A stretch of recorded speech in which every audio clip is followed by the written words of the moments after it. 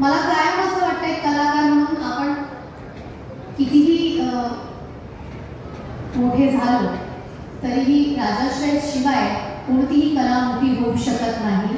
आणि आज मला वाटतं या महोत्सवाच्या निमित्ताने लोककलाकारांना, झाडीपट्टीच्या कलाकारांना एक उत्तम असं हक्काचं व्यासपीठ मिळालेलं आहे।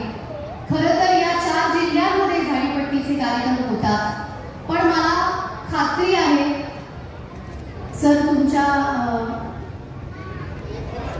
आशीर्वादाने मी इथे म्हणू इच्छित आहे की मला खात्री आहे एक दिवस असा येईल झाडीपट्टी महोत्सव संपूर्ण राज्यभरात साजरा होईल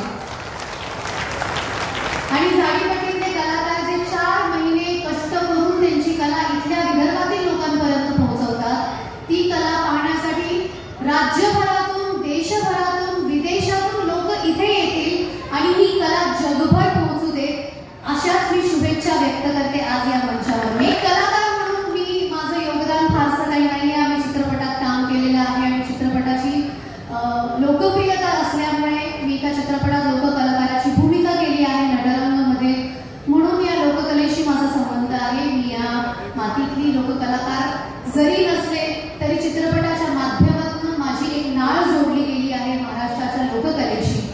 पण मला असं वाटतं की चित्रपट कलाकारांना लोकप्रियतेचा जो वरदान आहे तो मी हाती घेऊन आपल्या या लोककलेला काय पाठिंबा देऊ शकते त्याचा मी प्रयत्न अवश्य करेन।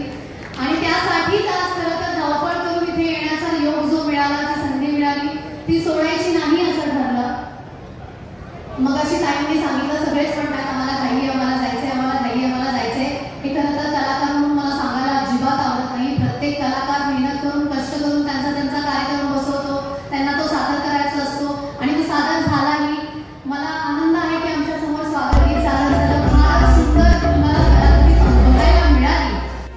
तुमचं स्वागत करतो, तुमचं स्वागत करतो, तुमचं स्वागत करतो, तुमचं स्वागत करतो। मी एकटीच इथे येणार होते आणि शिवनेरीवरती नंतर आमचा प्रमोशनचा कार्यक्रम ठरला होता, पण माझ्याबरोबर आशय कुलकर्णी आहे। खरं तर तो एक नाटक कलाकार आहे आणि त्यांनी विदर्भात भरपूर दौरे केलेले आहेत। तो म्हणाला की अरे तू झाडीपट्टीच्या कार्यक्रमासाठी जाते, मलाही यायचंय, आवर्जून मला बघायचंय ती कला आणि मला कलाकारांना भेटायचंय। असा महोत्सव पहिल्यांदा घडतो आहे, मलाही घेऊन चल।